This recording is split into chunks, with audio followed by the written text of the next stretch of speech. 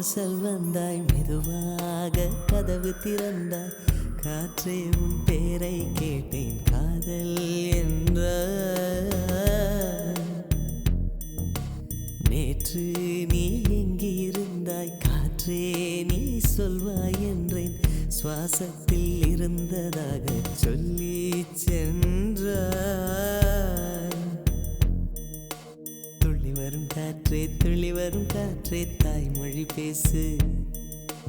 நிலவுள்ள வரையில், நிலமுள்ள வரையில் நெஞ்சினில் வீசு. துள்ளி வரும் காற்றே, துள்ளி வரும் காற்றே, தாய்மொழி பேசு.